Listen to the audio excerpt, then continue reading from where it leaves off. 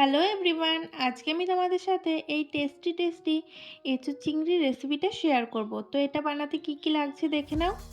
দেখো, আমি প্রথমে একটা প্যানের মধ্যে বেশ অনেকটা পরিমাণে তেল দিয়ে দিয়েছি। তেলটা খুব ভালোভাবে গরম হয়ে এলে আমি একে একে আলুগুলোকে লো টু মিডিয়াম ফ্লেমে লাল লাল করে ভেজে নেব। তো আলুগুলো এখানে আমার ভেজে নেওয়া হয়ে গেছে।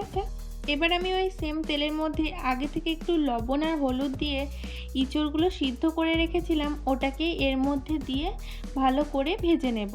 তো এটাও আমার ভেজে নেওয়া হয়ে গেছে। এটাকে হাই ফ্লেমে 2 মিনিট ভেজেছিলাম।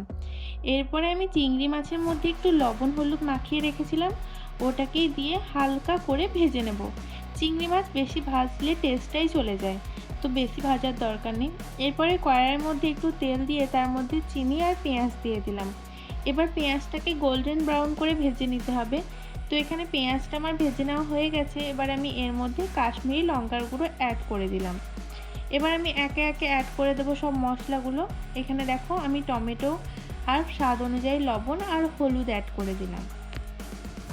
এবার আমি এর মধ্যে 1 চামচ আদা বাটা, রসুন বাটা, জিরে বাটা অ্যাড করে দিলাম। এবার এই সমস্ত মশলাকে খুব ভালোভাবে কষিয়ে নিতে হবে। মশলাটা যাতে লেগে না যায়, তাই আমি এর মধ্যে একটু সামান্য পরিমাণে জল অ্যাড করে দিলাম। জলটা অ্যাড করার পরে তোমরা গ্যাসের ফ্লেমটাকে হাই করে দেবে। এরপরে এর মধ্যে একটু গরম মশলা দিয়ে আগে থেকে আলু আর যে এঁচোড়টা ভেজে রেখেছিলাম ওটাকে দিয়ে খুব ভালোভাবে মশলার সাথে কষিয়ে নিতে হবে। সাথে আমি একটু ঘি দিয়ে দিলাম যাতে টেস্টটা আরও ভালো আসে। এরপর আমি এর মধ্যে গরম জল অ্যাড করে 3 থেকে 4 মিনিট মতো ফুটতে দিলেই রেডি হয়ে যাবে। আলুগুলোও সিদ্ধ হয়ে যাবে খুব ভালোভাবে। কাঁঠালটা তো আমার আগে থেকেই সিদ্ধ হয়ে আছে। তো দেখো, এটা আমার হয়ে গেছে। এবার আমি এর মধ্যে চিংড়ি মাছগুলোকে অ্যাড করে দিলাম। তো আমার চিংড়ি মাছগুলো অ্যাড করে দেওয়া হয়ে গেছে। এবার চিংড়ি মাছগুলো অ্যাড করে দেওয়ার পরে আমি জাস্ট 2 মিনিট মতো ফুটিয়ে নেব। তো রেসিপিটা তোমাদের কেমন লাগলো অবশ্যই কমেন্টে জানিও।